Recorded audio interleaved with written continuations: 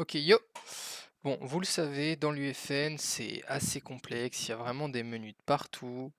Mais aujourd'hui, on va essayer d'arranger ça en voyant déjà tous les menus du haut, donc de fichier jusqu'à là. Donc on va commencer ici en haut à gauche, faire fichier. Donc le première chose quand on clique sur fichier ici qu'on a, c'est une option qui s'appelle nouveau niveau. Donc je vais pas m'attarder aujourd'hui sur à qu'est-ce que chaque option, c'est vraiment, je vais essayer de tout présenter, ensuite je ferai des vidéos un peu plus détaillées sur chaque élément. Mais en gros ici, ça nous permet de créer un nouveau niveau. Donc là, par exemple, vous voyez que ça, c'est un niveau. Globalement, c'est toute votre île. Donc là, on peut en faire une nouvelle. On peut en ouvrir un. Là, on a les niveaux récents. Donc vous voyez, là, j'ai un niveau qui s'appelle Vortex Studio. Donc c'est le niveau dans lequel je suis. Ici, on a les ressources récentes. Ça peut être intéressant. C'est en gros tout ce qu'on a utilisé dernièrement. Donc là, par exemple, si je clique sur Plane, apparemment, récemment, j'ai utilisé une Plane. OK, donc ensuite, on a nouveau niveau à partir du Nil. Ça nous permet d'exporter un niveau à partir du Nil, comme on le disait. Généralement, ça, c'est vos îles 1.0. Je crois qu'il n'y a que ça ici. Donc là, on peut voir tous les projets que j'avais en 1.0. Ensuite, toujours dans Fichier, on a un truc qui s'appelle ressources récentes. Ça peut être utile. Honnêtement, je m'en sers jamais. Je suis pas sûr que beaucoup de monde s'en sert, mais ça peut. C'est toutes les dernières ressources que vous avez ouvertes. Par exemple, là, récemment, j'ai dû ouvrir une plane apparemment. Vous avez ouverte, je crois que ça prend jusqu'à les 20 derniers éléments, voilà, c'est ce qui a marqué là. Donc ensuite, on va passer à la catégorie de dessous, enregistrer. Enregistrer le niveau actuel, CTRL S, bon ça c'est vraiment le basique, c'est ce que vous faites quand vous appuyez ici pour enregistrer ce que vous avez fait en local sur votre PC. Ensuite, on a enregistré le niveau actuel sous, donc ça c'est pour le niveau, c'est pour le placer dans le dossier. Donc là vous voyez qu'il est déjà là, mais je peux en faire une copie quelque part. Ensuite, vous avez enregistré tout, donc ça enregistre tout ce que vous avez fait là, plus vos dossiers, plus en tout, si on lit. Il nous enregistrer les ressources et niveau non enregistré sur le disque, donc c'est vraiment, bah, vous assurez qu'il y ait tout quoi. Sélectionner les fichiers enregistrés, ça, mettons je bouge ça, hop, vous voyez que là j'ai un truc non enregistré. Quand je vais aller ici, que je vais faire sélectionner les fichiers enregistrés, je vais pouvoir sélectionner ou pas si je veux l'enregistrer. Donc là, admettons que je viens de déplacer ça, j'ai pas envie de l'enregistrer, je décoche ça, enregistrer, et en fait du coup ça l'a pas enregistré. Mais du coup si je fais un double déplacement, vous l'avez aussi le même panneau en cliquant juste là, donc c'est pas très utile de l'avoir dans le fichier. Et que là j'en enregistre que 1 sur 2, parce que j'en coche que la moitié. Bah vous voyez qu'il y en a un qui va s'enregistrer et pas l'autre. Donc voilà, ça sert à ça. Toujours tout enregistrer, hein, à part si c'est pour faire des tests. Petit avantage, c'est que si vous voulez par exemple tester quelque chose, que vous faites plein de modifications comme ça, que vous enregistrez rien, vous faites surtout pas enregistrer, vous fermez ça. Et que vous faites juste ici, par exemple, fermer votre projet, et que vous le réouvrez, bah du coup ça ne sera pas, et vous pouvez juste en fait supprimer et faire des tests comme ça peut servir à ça. Mais sinon, c'est pas super utile. Ensuite, bon bah nouveau ouvrir projet, ça c'est juste pour, je vais pas montrer mes projets, mais ça permet juste de revenir au menu quand vous ouvrez votre UFN. Et ensuite on a quitté, bon bah ça est-ce que j'ai besoin d'expliquer? Je pense pas. On va passer à la fenêtre modifier, donc là on a annulé, clic en arrière, donc ça c'est le raccourci CTRL Z que tout le monde doit connaître je pense. Là par exemple j'ai fait des actions, je fais CTRL Z, ça fait un retour de une action en arrière. Et le nombre d'actions que vous pouvez revenir en arrière, par exemple si vous faites 150 actions, vous n'allez pas pouvoir revenir en arrière de 150 actions. Et ça il y a un endroit dans les paramètres, je vous montrerai après, où vous pouvez le changer. Par défaut je crois que c'est 15 ou 20 actions, je sais plus. Prouve qu'il n'y a pas besoin de le changer, mais si jamais des fois vous faites beaucoup de choses et qu'après vous aimez bien faire beaucoup de CTRL Z, bah ça peut valoir le coup de le changer pour pas être bloqué.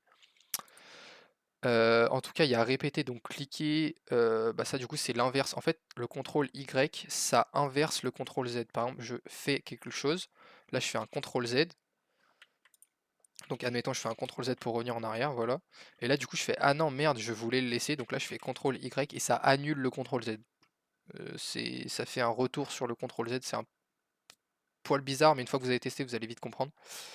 Historique des annulations, bah, ça vous donne l'historique. Est-ce que ça sert? Honnêtement, pas vraiment, hormis si vous avez déplacé quelque chose par erreur, vous savez pas. Donc là, vous voyez que ça me dit clique sur des éléments, supprimer des éléments, c'est voilà. Ensuite, vous avez le couper. Le couper, c'est assez pratique, il n'y en a pas beaucoup qui l'utilisent, mais admettons, j'ai un spawn là et je veux le mettre là. Je vais faire CTRL X, le raccourci c'est, et du coup, je vais le faire CTRL V, et en fait, ça va l'avoir supprimé. Donc je sais pas si vous avez compris. mais quand on va faire CTRL X, ça va le copier et le supprimer en même temps. Donc ça évite de faire copier-coller et ensuite d'avoir à supprimer. Et en même temps que coller, bah, du coup on utilise forcément le coller aussi souvent qu'on a là. Dupliquer ça, bah, il y a pas trop besoin de l'expliquer, le raccourci c'est CTRL D, ça sert pas mal, mais CTRL D c'est pas une commande que je vous recommande simplement parce que ça vous oblige à faire ça à chaque fois, CTRL D c'est pas pratique. Pour ceux qui connaissent pas la touche, c'est une touche géniale en UFN, ça s'appelle, je vais poser un mur, ça sera beaucoup plus facile à comprendre. Par exemple ça, hop. Quand vous voulez poser plein de murs comme ça, alors ce qu'il y en a qui font, c'est qu'ils font CTRL-C, CTRL-V, hop, CTRL-C, CTRL-V, mais c'est pas ultra efficace, c'est assez lent, faut appuyer sur plein de touches. Du coup, il y a CTRL-D, hop, CTRL-D, hop, CTRL-D, mais pareil, c'est pas encore super opti. La vraie optimisation la plus parfaite qu'on puisse faire, c'est vraiment de prendre ces flèches comme ça, d'appuyer sur Alt, donc on maintient juste Alt, et là on prend, on grabe et on décale. Et on fait ça à l'infini. Et en fait là je tiens ma touche Alt et juste en prenant, relâchant à chaque fois, bah, en fait ça duplique le mur. Ça marche dans tous les sens évidemment. Et bah c'est vraiment 8 fois plus rapide, donc je vous conseille de tester, c'est juste Alt, donc juste à gauche de votre barre espace. C'est un raccourci magique qui sert, c'est peut-être un des raccourcis qui sert le plus avec le CTRL Z je pense.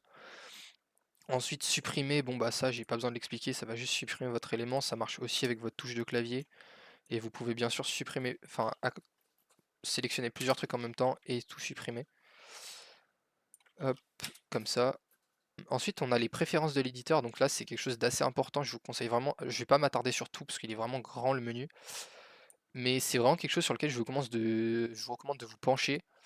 Parce qu'en fait, c'est toutes vos touches, tous vos raccourcis clavier. En fait, c'est les réglages. C'est vraiment, il y a tout dedans. Catégorie que je vous conseille vraiment, c'est les raccourcis clavier juste là. Donc là, je vous conseille de lire un petit peu et d'apprendre les raccourcis clavier. Alors, même moi, je les connais pas tous, pourtant je fais quand même pas mal du FN, mais personne ne les connaît tous, très honnêtement. Mais il y a des choses qui servent beaucoup, je peux en donner quelques-uns. Moi, je vous conseille de lire un petit peu, de comprendre à quoi ça sert. Vraiment, si vous faites beaucoup du FN, ça sera qu'un gain de temps dans le futur. Moi, les raccourcis clavier que j'utilise le plus, donc du coup, on a ce que je disais, le Alt, pour pouvoir faire ça. Ensuite, on a la sélection de zone, comme ça. Ça, il n'y a pas beaucoup de gens qui utilisent, et pourtant c'est tellement pratique. Admettons que vous voulez prendre ces murs-là, vous les faites une petite sélection de zone. Bon, après, faut faire attention derrière, mais hop, Alt et boum. C'est vraiment, c'est magique. Pour faire la sélection de zone, juste comme ça avec le carré, vous appuyez sur CTRL et Alt en même temps. Donc quand vous allez faire ça, vous avez juste à grab avec enfin à faire un carré avec votre souris comme sur votre bureau Windows, et ça va former ce carré, ça va sélectionner tout ce qu'il y a dedans. Vous en donnez d'autres, quelques-uns en plus. Je vais pas en prendre un device de classe pour faire un autre exemple. Des fois, ça peut arriver que par exemple vous avez ça sur votre niveau. Hop, vous êtes derrière et vous, admettons là, je veux cliquer sur le mur. Donc là, je veux cliquer sur le mur. Ça marche pas parce que je clique sur le device de classe. Il y a un truc qui s'appelle la sélection translucide. C'est qu'en gros là, j'appuie sur T et du coup, ça va me sélectionner à travers ce que je vois. Donc là, vous voyez que maintenant, je peux sélectionner à travers. Si je rappuie sur T, je peux plus, ça va me resélectionner ça. Donc c'est utile dans certains cas, pas tout le temps, mais c'est important de le savoir parce qu'il y a des choses auxquelles des fois ça fait chier, ça nous embête. Des fois, quand on fait plein de systèmes où il y a plein de trucs comme ça, bah, c'est galère pour attraper ce qu'on veut. Par exemple, on est là, on veut choper ça, bah T, hop, et on peut cliquer à travers, c'est super pratique. Ensuite, on a G. G, c'est un truc qui est pas assez connu, c'est le mode jeu. C'est-à-dire que par exemple, si je pose une zone d'altération, vous voyez qu'en UFN, bah ça je la vois la zone. Donc si j'appuie sur G, ça va mettre le mode jeu. Et là en fait c'est ce que je vois en jeu. Donc vous voyez qu'en jeu là je vais voir les volumes, mais je vais pas voir ma zone d'altération. Je vais pas voir le petit bonhomme comme ça. Enfin vraiment ça vous donne une vue du jeu. Pour faire des screens, c'est super pratique.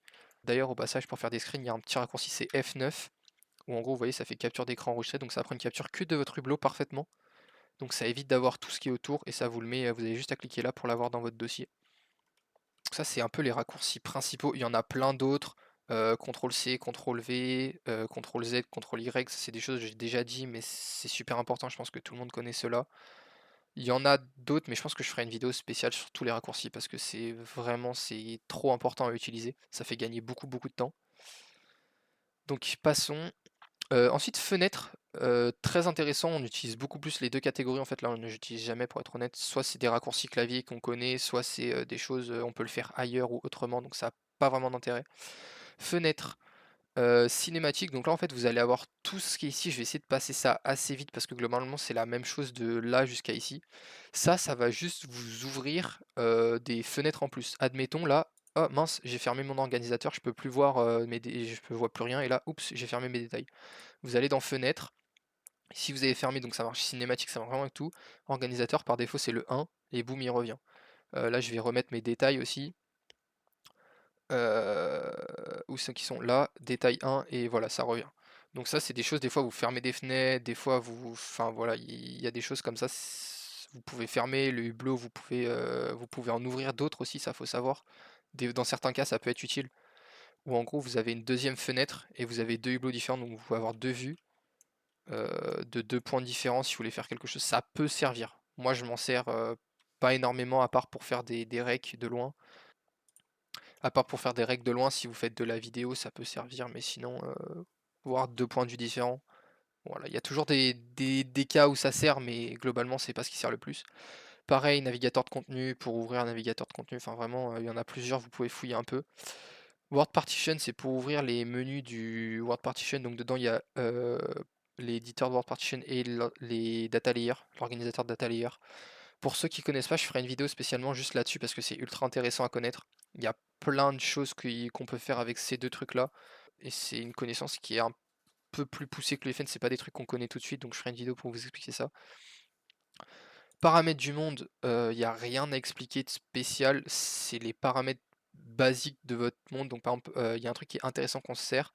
Gestionnaire du moment de la journée, là vous pouvez choisir, donc là par exemple on voit que la map elle est en day-night cycle, donc cycle jour-nuit du chapitre 5. Vous avez aussi celui du chapitre 4, et si je dis pas de conneries, vous pouvez en mettre d'autres. Ensuite, vous avez d'autres choses comme le chargement dynamique. Pour ceux qui connaissent pas, bah, c'est en gros c'est le word partition. Pareil, c'est ce que c'est ce que je disais quand j'étais là. Là, je ferai une vidéo pour vous expliquer ça.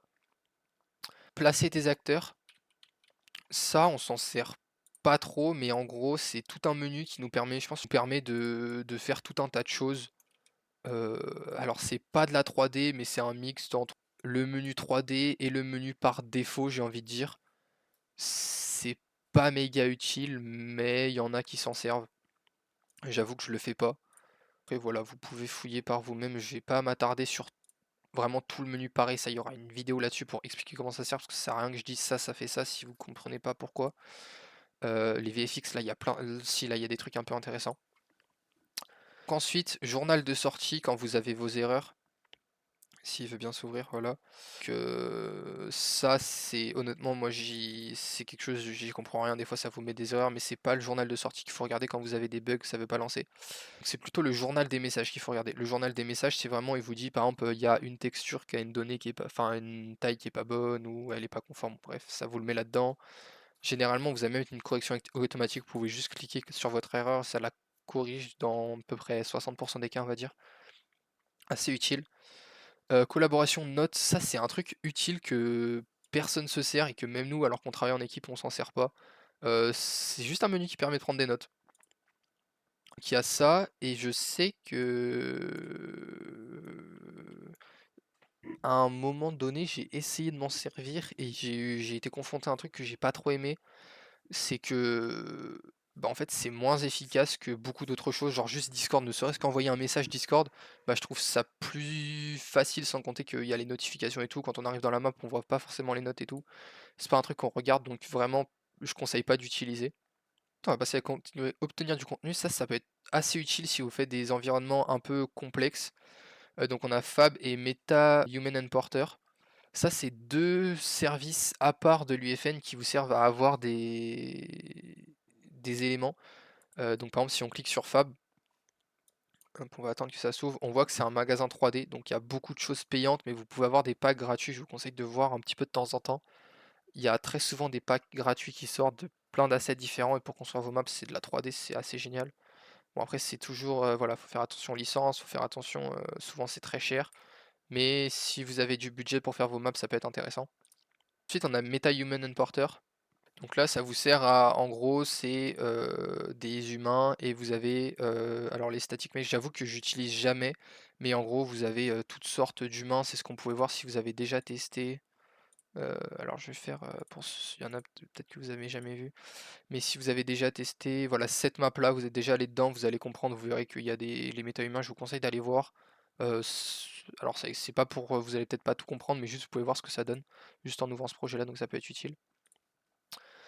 Ensuite, charger une disposition, ça, je m'en sers presque tous les jours parce que je suis un peu bordélique. C'est-à-dire qu'admettons, vous dépliez ça, ensuite vous faites ça, ensuite vous fermez ça. Enfin, vraiment, c'est le bordel sur votre UFN, vous comprenez plus rien. Truc magique, chargez votre disposition, disposition par défaut, ça se ferme, ça se réouvre et boum, il y a tout qui est remis comme il faut. Ça sert pas mal. Après, si vous êtes quelqu'un qui garde, comme je disais, juste vous fermez de détails de temps en temps, bah vous pouvez juste cliquer sur détails. Mais sinon, honnêtement, dès que vous avez un bug ou un problème avec vos fenêtres, c'est un peu bizarre, charger disposition, disposition par défaut, ça marche. Sans compter que vous pouvez importer vos propres dispositions, les deux menus là, donc je fais les trois en même temps, il y a enregistrer et supprimer la disposition, donc ça c'est, vous pouvez en créer une, donc admettons là je mets ça comme ça parce que j'aime bien avoir le truc plus grand. Là je peux faire enregistrer ma disposition, sous, je la mets sur mon PC, ensuite je fais charger une disposition et là j'aurai mes dispositions perso quoi, en dessous. Et vous pouvez aussi avoir la disposition de l'UE4, donc s'il y en a qui ont fait de l'UE4 dans leur vie, voilà vous avez l'option là pour mettre pareil. Et le mode plein écran, mage et fonce, le raccourci, vous cochez, ça vous met votre UFN en plein écran. Est-ce que ça sert? Honnêtement pas trop, vu que souvent on jongle avec les sessions, je préfère avoir ma barre des tâches en bas, mais chacun fait comme il veut avec ça quoi. Ensuite on va passer à un truc outils. Donc là il y a beaucoup de choses qui sont censées servir mais que je me sers pas et que beaucoup ne se servent pas malheureusement. C'est comme ça j'ai envie de dire. Donc on va passer à la catégorie outils. Le premier truc dans outils c'est le gestionnaire de capture. Le gestionnaire de capture il sert à quoi? Pour ceux qui savent ce qui s'y connaissent avec les caméras, les animations, les cinématiques, les trucs comme ça, c'est des choses que je connais pas du tout, je n'en fais pas, absolument pas. Mais je sais qu'il y en a beaucoup qui aiment bien, ça peut être pour faire des trailers de map, enfin peut vraiment servir à plein de choses. Bah là vous avez le gestionnaire. Ce serait ultra intéressant que je puisse faire une vidéo là-dessus parce que j'aimerais beaucoup apprendre très en détail tout ça. Mais c'est quelque chose que je connais pas assez pour vous expliquer, mais en tout cas voilà, ça existe. Profileur spatial. Ça pareil, c'est un menu, si quelqu'un veut m'expliquer à quoi ça sert, je prends, mais ça existe. Ça permet de jouer avec, plein de choses différentes, ça soit des couleurs, enfin vraiment j'utilise pas. Mais peut-être qu'il y en a qui comprennent à quoi ça sert, moi j'en vois pas l'intérêt en fait. J'ai jamais trouvé son utilité, mais ce serait intéressant de chercher ou juste de lire la doc Epic dessus. Ensuite, on a la taille du projet. Là, on commence à rentrer dans quelque chose d'intéressant. Là, on voit qu'il n'y a rien dans mon projet, mais les projets, il faut savoir que sur l'UFN, ils sont limités à 400 MO. Donc 400 MO, c'est quoi? C'est tout ce que vous avez dans votre tiroir à contenu et dans votre niveau. Ça va avoir une certaine taille, donc ça ne sera pas des gigaoctets parce que c'est assez léger en mémoire, ça sera des mégaoctets, donc des MO. Et vous êtes limité à 400 sur chaque projet. Si vous dépassez, vous ne pourrez pas publier votre map. Et en plus de ces 400 MO de mémoire, enfin de taille de projet, vous êtes limité à la mémoire in-game, vous savez où c'est bah, la fameuse mémoire que tout le monde connaît dans Fortnite, où vous êtes limité à 100 000. Donc voilà, ça vous permet de voir la taille de projet. Vous pouvez, alors l'option actualiser, elle marche pas souvent, mais en gros, dès que vous allez lancer, ça va vous afficher taille du projet en pourcentage. Donc ça sera par exemple si vous êtes votre projet fait 200 MO, bah ça vous affichera 50% parce que c'est 200 sur 400, donc vous avez compris 50%. Là vous avez quelques paramètres pour filtrer des choses comme ça, mais voilà, en gros c'est là ça va vous, il n'y a rien dans la map, mais ça vous affiche tous les éléments qu'il y a dedans dès que vous avez lancé votre session. Ensuite, on a débogué, c'est pour les Niagara, pareil. Est-ce que quelqu'un s'en sert? Peut-être s'il y a des gens qui créent des Niagara. C'est un débogueur, je vais pas m'attarder dessus. Enfin, pour moi, c'est inexplicable. Je m'en sers absolument pas. Des Niagara, j'en fais pas. Statistiques, ça peut être un peu intéressant.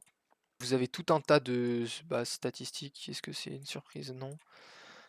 Sur tout ce que vous avez, donc par exemple cube, non, je vois qu'il y en a deux, instance, deux, voilà, je vois la taille par rapport au projet. Donc ça peut servir par exemple pour votre taille de projet, là vous voyez que j'ai la taille de chaque truc que j'ai mis. Si votre projet il est plein, pour faire de l'optimisation, de trucs comme ça peut servir.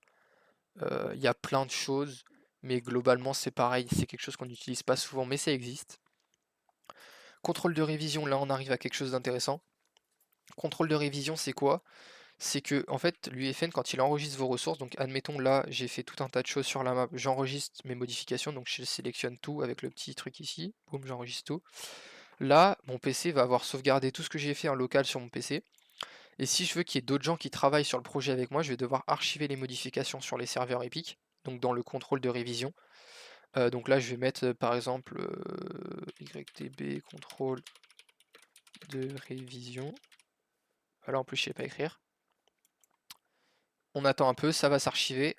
Et là, ça va nous permettre, cette fenêtre, c'est d'ouvrir l'historique des instantanés. Donc là, vous voyez que bah, du coup, moi, j'ai archivé qu'une seule fois. Mais quand vous archivez, par exemple, si vous archivez régulièrement, qu'à chaque fois vous faites, je sais pas moi, un bâtiment, par exemple, sur votre map, que vous archivez, et qu'à un moment vous dites, ah non, ce bâtiment, il me plaît pas, ou que vous avez un bug ou quoi que ce soit, vous pouvez revenir à une version précédente. C'est-à-dire que là, si vous cliquez ici, vous pouvez revenir à une version précédente de votre map, elle peut dater d'il y a un mois, d'il y a 20 jours, enfin, ou d'il y a 2 minutes, vraiment, il n'y a pas de truc, c'est dès que vous archivez, ça vous crée ce qu'ils appellent une instantanée, et vous pouvez changer entre les différentes versions de votre map. Donc vous avez des filtres, la date à laquelle vous l'avez fait, etc. Ça sert beaucoup quand vous avez des gros projets, que des fois vous avez des bugs, vous êtes obligé de revenir en arrière. Mais sinon, si vous faites juste des maps classiques, normalement ça vous sert pas trop. Ensuite, on a un truc qui s'appelle extraire les fichiers modifiés. Donc ça sert à quoi? Ça permet juste de ce que vous avez. En fait c'est pareil, c'est très répétitif, ça sert pas du tout. Genre, je pense pas qu'il y ait des gens qui se servent de ça. Mais par exemple, vous avez vos cubes comme ça, vous voyez que ça fait des modifications. Dans votre outil, vous faites extraire les fichiers modifiés. Voilà. Ce que ça fait, c'est que ça vous enregistre ce que vous avez sélectionné. Je sais pas pourquoi c'est fait comme ça, je vous avoue, j'ai jamais compris, mais pareil, c'est pas quelque chose que je vois pas comment vous pouvez l'utiliser de manière efficace. Paramètres du contrôle de révision, ça peut servir. Donc vous avez le fournisseur, donc par défaut c'est toujours l'UE Revision Control. Vous avez aussi aucun, donc en fait vous désactivez la possibilité de pouvoir faire ce que j'ai fait juste avant avec les modifications, envoyer les modifications. Et vous avez Perforce qui est une alternative, mais j'ai jamais utilisé donc je sais pas ce que ça vaut. Je sais que ça marche très bien avec le Revision Control, donc je conseille pas de toucher. Donc là vous avez juste 2-3 options que vous pouvez changer, là vous voyez un petit peu ce qui s'est passé dans votre révision de contrôle. Donc après ça, c'est pareil, sauf si vous faites des projets particuliers ou je sais pas, en fait je sais pas pour quelle raison vous aurez besoin de changer, mais voilà, ça existe. Et ensuite là vous avez dans production virtuelle, vous avez un petit onglet qui vous permet de lancer l'application Live Link Hub.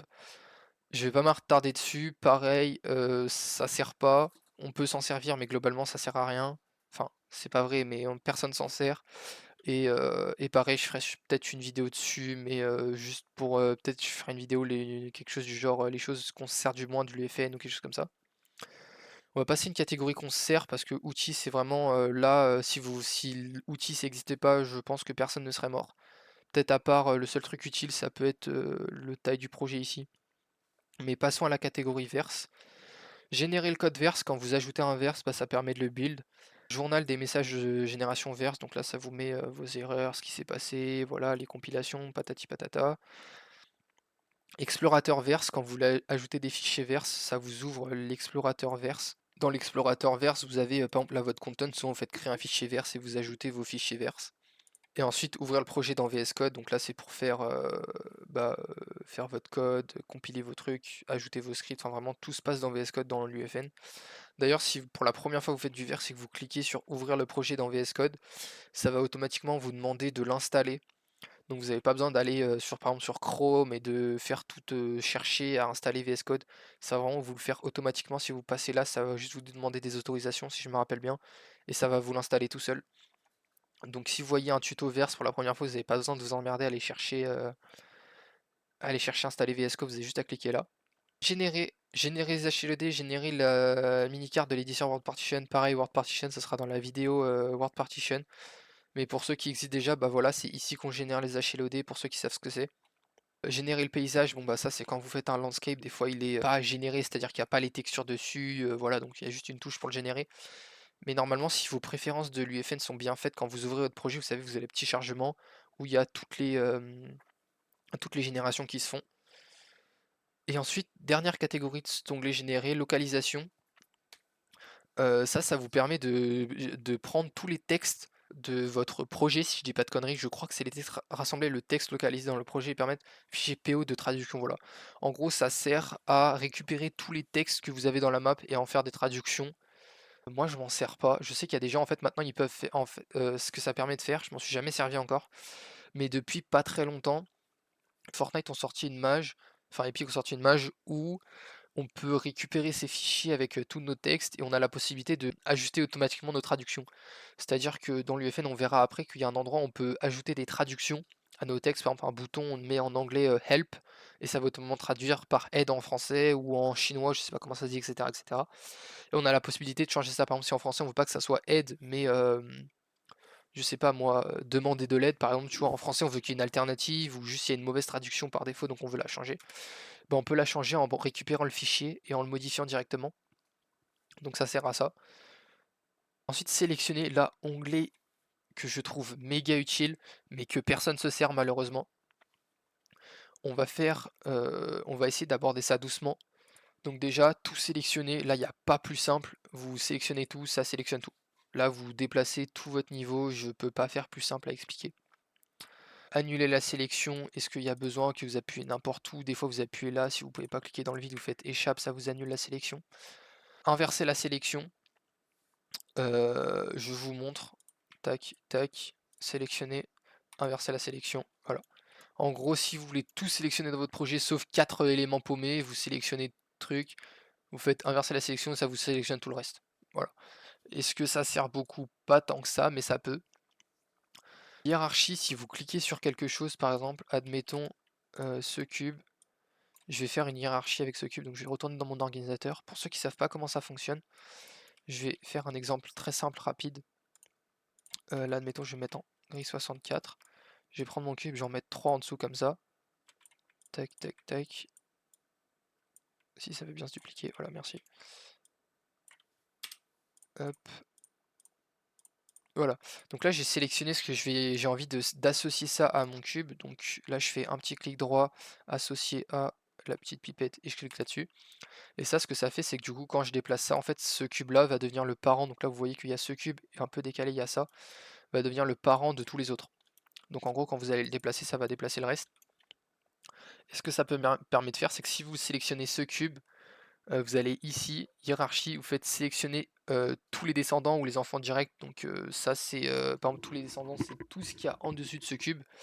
Et si vous faites, admettons, de ce cube, vous l'associez à d'autres trucs, en gros, ça fait deux catégories. Enfin, ça fait soit tous les descendants, donc les descendants, c'est en tout ce qui est en dessous, même si là-dessous, vous refaites ça, vous faites c'est un par an, etc., et que vous descendez en escalier. C'est peut-être pas très clair, mais ce qu'il faut comprendre, c'est que ça, sélectionner des enfants directs, c'est juste ce qui a vraiment décalé de un cran. Et si là, vous redécalez d'un cran et que vous rassociez quelque chose à ce cube, ça les prendra pas. En gros, c'est ça. Je sais pas si j'ai été clair, mais c'est ça. Tout de la même classe, touche méga utile, vous pouvez pas savoir. Il y a très peu de gens qui la connaissent et c'est bien dommage. Admettons tous mes spawns, je fais ah merde, je vais décaler mon spawn, sélectionner tout de la même classe, boum, là j'ai tous mes spawns sélectionnés. Donc en soi, moi, pendant très longtemps, j'utilisais pas ça, je me rappelais jamais du raccourci clavier. Il y a une petite alternative qui peut servir, c'est que ici là vous appuyez sur F2 comme pour renommer. Vous copiez en fait ça et vous le tapez là, et ici là vous enlevez le 2, ça vous sélectionne tout ça. Vous n'avez plus qu'à faire un contrôle, soit un contrôle A ici, soit un shift, enfin appuyez là, faire shift, appuyez ici, ça vous sélectionne tout. Mais voilà, en tout cas ça c'est plein de tips pour la sélection rapide. Pareil, je ferai une vidéo là-dessus. Il y a beaucoup de gens qui n'utilisent pas, qu'il y a plein d'astuces pour sélectionner, que ça soit la sélection de haut pour déplacer beaucoup de choses à la fois, que ça soit la sélection de zone, que ça soit la sélection à travers d'autres éléments. Il y a énormément d'astuces pour sélectionner des objets vite. J'en ferai toute une vidéo là-dessus. Ensuite, donc lumière, matériaux, maillage statique et maillage squelettique, c'est juste ça vous permet de sélectionner par exemple lumière, toutes les lumières, ça vous sélectionne toutes les lumières. Matériaux, active avec le même matériau, donc si vous sélectionnez quelque chose avec le matériau, vous faites sélectionner avec le même matériau. Donc là par exemple, ça va me sélectionner sans doute les grilles, vous voyez, parce qu'elles ont le même matériau.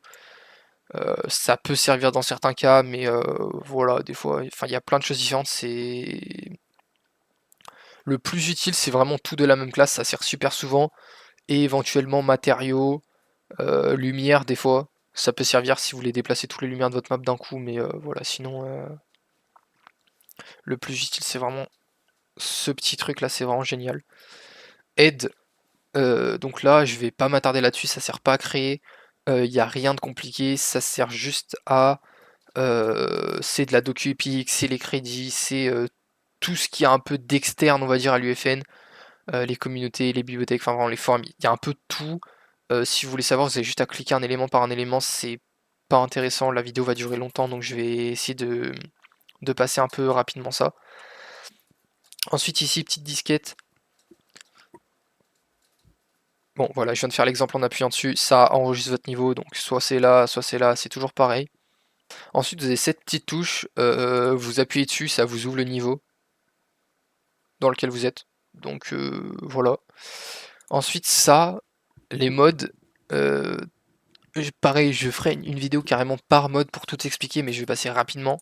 Le mode sélection, c'est celui que tout le monde connaît, ça permet de déplacer les éléments, faire pas mal de trucs déjà, mais surtout faire des décors, un peu des systèmes, des choses comme ça.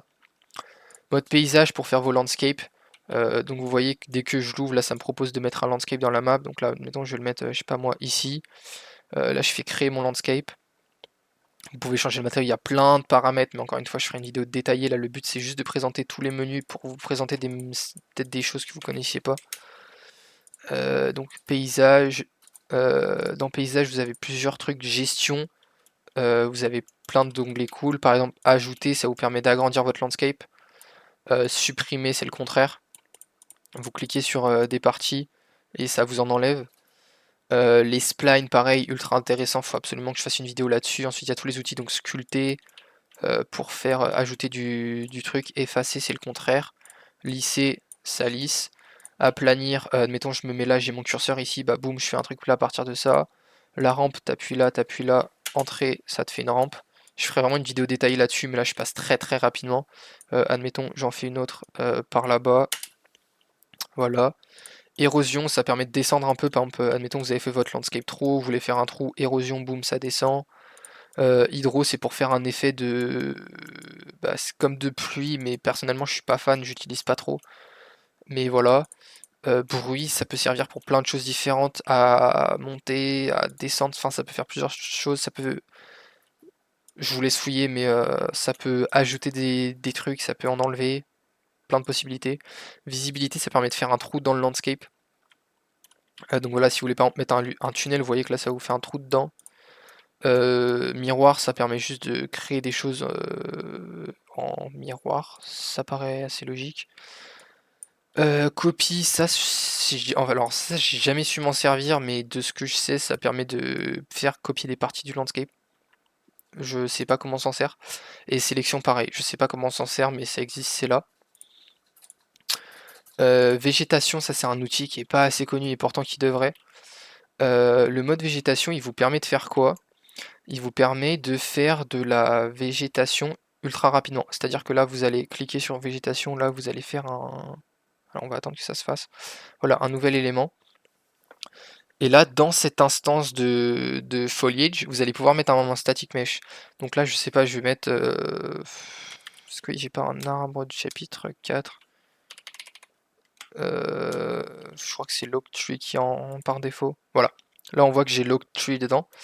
Donc ce que ça va permettre de faire, hop, vous le cochez, et voilà, là vous voyez que ça me pose un tout plein d'arbres au même endroit parce qu'en fait on peut régler plein de choses, donc la densité au pied, la taille du pinceau, voilà, j'ai agrandi, je modifie la densité et boum. Vous voyez, ça fait tout plein d'arbres. À savoir que la densité, voilà, il faudra passer un peu en détail, mais ça, je vais le remettre à 1. Voilà, vous voyez que là c'est beaucoup mieux. Et ça permet de faire de la végétation ultra rapidement, les arbres ils sont posés avec des rotations différentes, ça prend pas de mémoire, c'est un truc ultra important.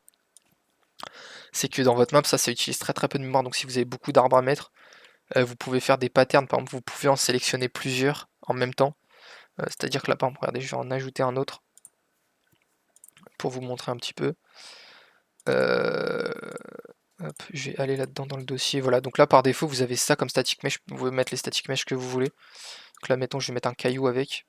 Là je vais cocher les deux trucs, Et donc là, quand je vais poser, vous voyez que j'ai des arbres et des cailloux. Bon, après, il faut régler les densités, mais en gros, voilà, j'ai des arbres, des cailloux à chaque fois. C'est plutôt utile. Et de temps en temps, bon, il y a une zone, vous voulez pas de cailloux, vous décochez cailloux, et là, hop, ça vous met plus de cailloux dans la zone. Pareil, il y a tout plein de trucs supprimés. Enfin, il y a vraiment plein de menus, c'est un outil génial. Je vous conseille d'aller voir des tutos, moi j'en ferai un de mon côté aussi. D'ailleurs, j'ai fait un gros bordel, donc ce que je vais faire, c'est que je vais enregistrer et je vais utiliser le fameux retour de contrôle de révision. Donc ce que vous faites pour revenir en arrière, c'est que vous cliquez sur contrôle de révision là, ça vous ouvre la même fenêtre que quand vous allez là-haut là, et vous pourrez revenir à une version précédente. Donc là, je vais juste archiver ce que j'ai mis si jamais je veux revenir là. Bon là, ça m'étonnerait que je vais revenir à ça, mais on sait jamais. Et là, du coup, vu que j'ai créé une nouvelle version, je peux revenir par exemple à ici, la 4 que j'ai créée au moment où je vous ai expliqué le contrôle de révision. Voilà, donc là ça m'a remis dessus, je vois qu'il y a tout en jaune.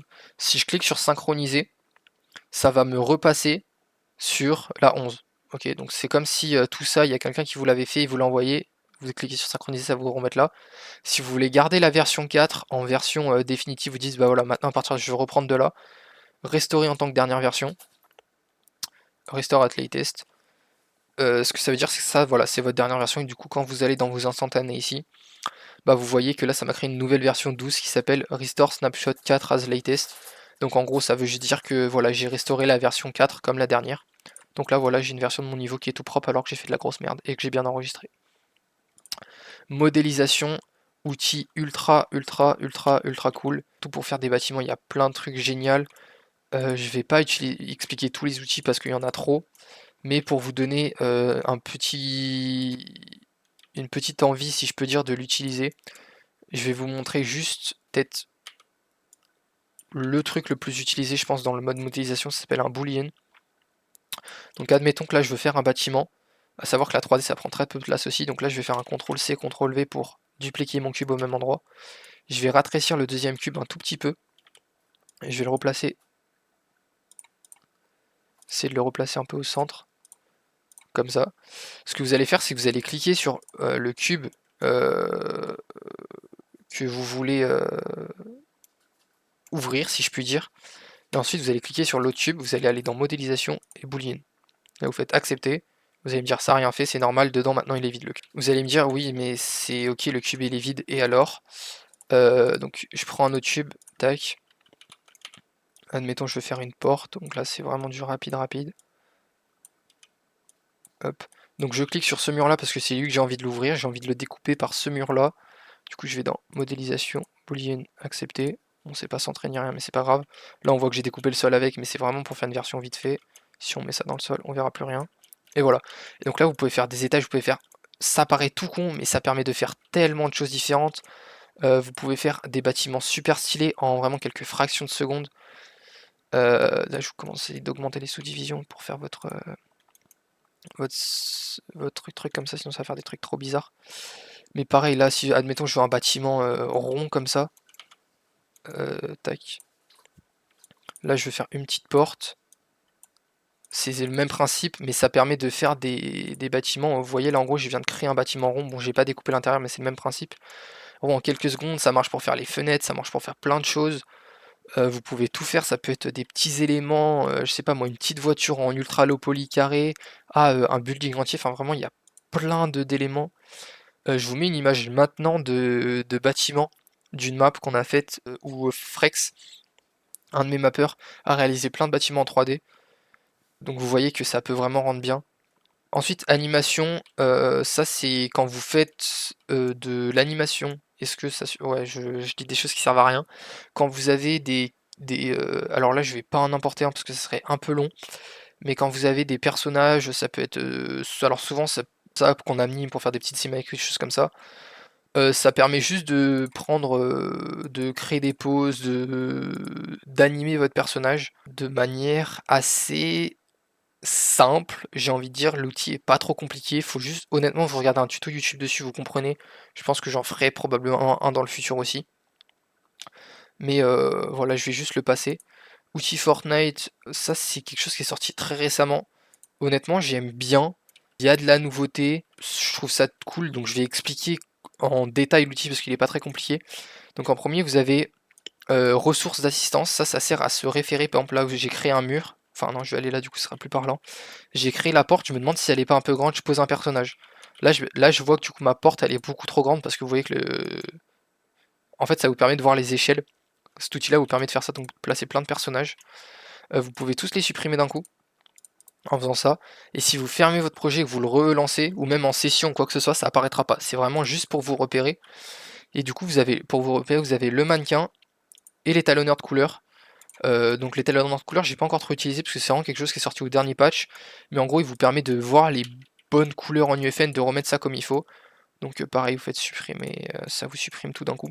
Donc c'est vraiment juste pour se rendre compte, avoir une meilleure vue de ce qu'on fait. Accrocher à la cible, ça c'est un nouvel outil qui permet de faire plein de choses. Alors moi, ce que j'ai trouvé le mieux, c'est d'utiliser voilà comme ça avec X, où en gros on a on tient appuyé sur X, donc quand on clique sur quelque chose, je vais refaire doucement, je clique sur quelque chose, j'appuie sur X, du coup je peux en mettre une copie là où je veux, et en plus de ça avec ma molette je peux le tourner. Moi la meilleure utilisation que j'ai trouvée de cet outil pour l'instant c'est pour les arbres. Simplement quand vous n'utilisez pas le mode foliage, que vous voulez faire que quelques arbres, vous faites accrocher à la scie, vous tenez appuyé X, donc c'est pas compliqué, vous avez juste à tenir X appuyé, et vous pouvez changer des rotations comme ça juste en mettant des coups de molette, donc c'est super pratique, et ça marche avec plein de choses différentes, normalement avec tout même. Et là vous voyez que vous avez X plus wheel mouse, donc ça c'est pour la rotation, X plus left click, donc là je maintiens X, ça le fait bouger partout, je clique là, ça le duplique à chaque fois, et move up down, hold C plus mouse wheel, donc ça nous dit, j'avais jamais testé mais ouais voilà, j'appuie sur C et je fais la molette et ça le monte ou ça le descend s'il y a peut-être du relief ou quelque chose. Voilà, donc pour faire de la petite végétation je trouve ça ultra pratique. Sélection 3D, ça c'est une nouvelle zone, pareil je l'explique assez rapidement. Ça vous fait une zone comme ça que vous pouvez agrandir, pareil c'est avec X, et en fait ça vous sélectionne tout ce qu'il y a dedans. Donc là par exemple, je sais pas, ça va sûrement sélectionner ça là. Même pas parce qu'il n'était pas complètement dedans. Mais en gros, vous appuyez sur X, vous cliquez à un endroit, ou même sur un props, et vous faites, vous pouvez augmenter votre zone. Je vous conseille de tester, c'est assez perturbant, mais vous allez voir, c'est pas compliqué, juste tester par vous-même. Et ça vous fait des sélections de zones, donc ça vous sélectionne des trucs en 3D. Moi, j'avoue, j'ai beaucoup utilisé toutes sortes de types de sélections différentes par le passé, que ça soit avec les perspectives, les types d'éclairage, ou peu importe. Donc du coup, j'utilise vraiment pas celui-ci, mais voilà, il peut servir. Ensuite, temps de trajet, honnêtement, meilleur outil si vous faites des death run, je pense.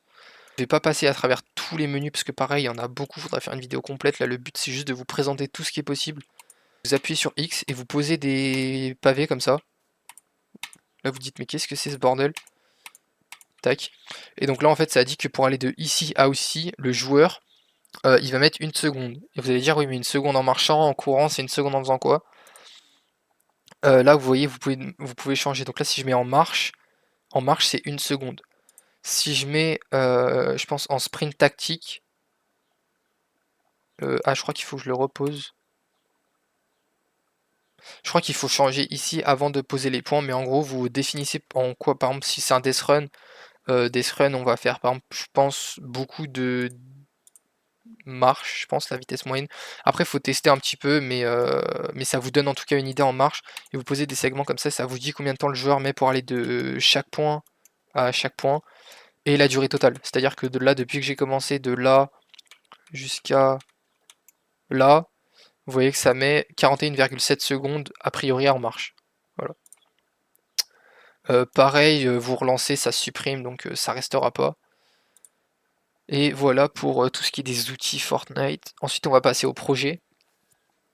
Nous ouvrir projet très rapidement, c'est pour voir vos projets. Moi, je vais les flouter parce qu'il y a des trucs que j'ai pas envie de faire leak, mais voilà. Paramètres du projet, ça vous ouvre vos settings de projet, c'est utile. Ça vous permet de définir le titre. Donc le titre, c'est ce que vous voyez là, c'est le titre de votre projet, c'est ce que vous voyez dans le portail de créateur également. Ici, vous pouvez changer la langue et ajouter des traductions. Donc c'est ce que je parlais là, vous pouvez cocher des langues pour ajouter des traductions. Par exemple, si je veux que la map de base, là je mets elle en anglais, et qu'ensuite je veux qu'elle soit traduite en arabe, en allemand, etc. Vous avez juste à cocher, ça vous le fera. Voilà pour cet outil-là, juste retourner en sélection, pas avoir ça. Ensuite, fermer le projet, donc là ça va juste vous fermer le projet et vous revenir à la page d'accueil de l'UFN. Afficher le projet dans l'explorateur de fichiers, ça vous affiche votre projet sur votre PC. Voilà, donc là vous voyez que dans votre PC en local ça vous met où il est. Ça peut être utile si vous voulez glisser des choses dans le content par exemple. Taille du projet, on l'a déjà vu tout à l'heure, là il y a tous les éléments, enfin il y aura des statistiques sur qu'est-ce qui vous prend le plus de place, donc il y aura des catégories matériaux, static mesh, niveau, etc. et la taille que ça prend. Ensuite, lancer le calcul de mémoire. Donc quand vous lancez votre session, si vous voulez publier, vous êtes obligé de faire un calcul de mémoire. Donc vous lancez votre session, vous arrêtez le jeu et vous faites cliquer sur lancer le calcul de mémoire et ça va faire une version privée et en même temps le calcul de mémoire. Donc juste en dessous, mettre en ligne une version privée, c'est pas utile parce que quand vous faites votre calcul de mémoire, ça vous fait une version privée aussi. Donc c'est rare que j'utilise la version privée. Partager avec pour partager le projet, se déplacer entre les équipes. Honnêtement, j'aime pas trop passer par là, je passe par le portail de créateur. Mais il y a un menu pour le faire par ici aussi. Publier le projet, ouvrir dans le portail de créateur, donc là j'ai pas besoin d'expliquer, là ça le publie, là ça vous ouvre votre portail de créateur. Actualité, intéressant après les mages, vous cliquez, ça vous ouvre tous les patch notes, ce qu'il y a de nouveau, etc. si vous vous intéressez à l'actualité, voilà. Ensuite, après actualité, donc déconnexion, donc là ça vous déconnecte de votre compte, faites pas ça, hormis si vous voulez vous connecter avec un autre compte, mais voilà. Petit menu placer des acteurs qui est un peu utile, mais ça revient un peu au même que tout à l'heure, l'autre menu, mais là c'est en plus simple. Le seul truc qui est vraiment utile ici, c'est la forme plan qui est beaucoup utilisée. Pourquoi plan? Parce que plan en fait ça permet de... Généralement quand on veut importer une image, on clique ici sur importer, on va sur notre PC, boum boum. Alors je sais pas du tout ce que j'ai comme image là. Ah bon du coup ouais voilà, j'ai pris une image d'exemple, c'est vraiment le premier truc que j'ai trouvé sur mon PC. Vous importez une image dans votre content, vous allez... On va attendre que l'UFN fasse ses affaires. Vous allez la glisser là-dessus et ça va voilà, vous mettre l'image dans votre map. Donc ça sert beaucoup à ça les plans. Ensuite on a les volumes de souterrains qui servent beaucoup. Les souterrains ça sert à quoi? Si vous avez un landscape et que dessous vous voulez par exemple faire un tunnel, et ben en fait dans ce tunnel généralement on va pas pouvoir tirer, il va y avoir des bugs, des fois on va devoir nager parce qu'il va y avoir l'océan en dessous. Donc vous mettez ce petit truc, c'est vraiment invisible. Et ça règle tous les problèmes. Donc ça fait comme s'il n'y avait pas de souci d'être en dessous du landscape. Et si jamais pareil, des fois il y a des maps où vous faites un landscape et ensuite au-dessus vous en créez un autre, bah pour pas qu'il n'y ait pas de bug avec les véhicules en bas ou pour tirer ou des choses comme ça, bah, vous avez juste à mettre un grand volume et ça vous règle le problème. Donc il y en a plusieurs, il y en a pour le post-traitement, il y en a pour le souterrain, il y a pour le blocage utile aussi au lieu de mettre plein de grandes barrières. Par exemple si vous voulez que votre limite de map, je sais pas, vous faites un landscape, là il y a une colline, vous voulez qu'il y ait une limite, bah boum, vous mettez un volume et en fait le joueur sera coincé ici. Il n'y a pas besoin de barrière, il n'y a pas besoin de faire des réglages, pas besoin de mettre en invisible, c'est direct, c'est en invisible. Ça se règle ultra facilement la taille. Donc voilà, ça peut servir. Alors après c'est pas aussi souple qu'une barrière, on peut pas l'activer, désactiver, mettre comme on veut, mais voilà. Ensuite, ici, est-ce qu'il y a des choses qui servent pas tant que ça? Là c'est juste pour placer, donc il y a pour placer des lumières, des formes, enfin tout un tas de choses, faire les cinématiques, donc plein de choses différentes. Je vais pas toutes les énumérer une par une, ça sert à rien, vous avez juste à, si vous cherchez quelque chose, c'est une lumière, vous allez là et vous trouvez. Le petit bouton verse ici, ça vous ouvre votre projet dans VS Code si vous n'avez pas VS Code ouvert je crois, et ça vous build votre verse. Donc voilà, j'ai pas besoin de passer plus loin. Là, petit truc ultra intéressant, donc oui, quand on appuie là, ça lance la session, pour ceux qui savent pas, ça vous lance Fortnite et vous pouvez repasser au 1.0 entre guillemets, ou tester votre jeu. Mais il y a un truc que personne ne connaît qui est pourtant ultra utile, c'est les trois petits points là, et là vous avez des options. Donc là déjà vous avez lancé sur ce PC, donc ça vous dit si vous voulez lancer la session sur ce PC, ou si vous voulez lancer par exemple si vous avez une PS5, ou même une Switch ou quelque chose, vous pouvez lancer sur une autre plateforme.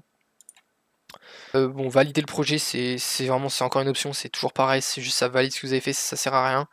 Par contre là il y a des options qui sont un peu cool, démarrage automatique du jeu, par défaut elle est cochée cette case, et ça fait que dès que vous allez lancer votre session, le jeu va être lancé.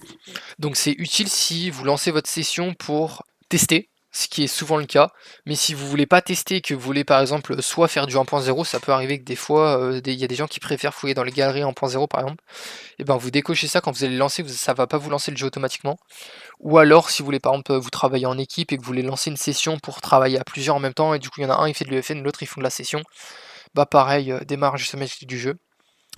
Modification en direct, ça va faire que si vous le décochez, quand vous allez faire une modification en UFN, bah, ça va pas l'afficher en créatif, et vice versa. En gros, c'est juste ça envoie en permanence ce que vous faites d'un côté et de l'autre. Et voilà pour cette fenêtre. Donc ouais, vraiment le truc démarrage du jeu, alors quand je disais c'était ultra utile, c'est que c'est intéressant de la décocher parce que moi j'aime pas que mon jeu soit lancé, j'utilise pas de session pour tester, je fais que des versions privées. Mais du coup, quand je fais des sessions, c'est vraiment pour travailler soit des galeries, soit pour faire des sessions avec des gens souvent. Donc un peu chiant que le jeu se lance, ça fait perdre quelques secondes, mais voilà, c'est un peu cool de le désactiver. Session, là, ça vous donne l'état de votre session. Lancer le jeu ou de l'arrêter, ça vous permet d'arrêter ou de lancer votre jeu quand c'est bon. Quand vous lancez votre session, vous aurez un bouton ici en plus. Envoyer les modifications, donc si vous faites par exemple des textures ou du landscape, ça s'affichera pas dans votre session. Vous faites envoyer les modifications, votre session elle va recharger et vous aurez toutes les modifications que vous avez faites en UFN. Ce que je pense que je vais faire, c'est que je vais m'arrêter là, je ferai toutes les menus dessous parce qu'il y en a vraiment beaucoup à chaque fois. Il y a énormément de menus. Pareil, je ferai une partie 2 si la vidéo est bien, que je trouve qu'elle est intéressante et pertinente. Là, il y a beaucoup d'options qui sont pas trop utiles, mais je trouve qu'il y a peut-être, si vous avez appris un truc, ça peut vous servir, ça peut être cool, que ça soit les dispositions, que ça soit peu importe. Si vous avez juste pu apprendre un truc, moi je suis déjà content. Et voilà, si vous découvrez l'UFN et que vous avez pu un peu comprendre, le but c'est pas d'apprendre à se servir des outils, mais c'est savoir ce qui existe. Et si vous savez déjà vous servir de certaines choses, enfin après voilà, vous pouvez faire des tests par vous-même, mais moi je ferai beaucoup de tutos par la suite. Et voilà, j'espère que ça vous a plu. Et sur ce, je vous dis dans une prochaine vidéo.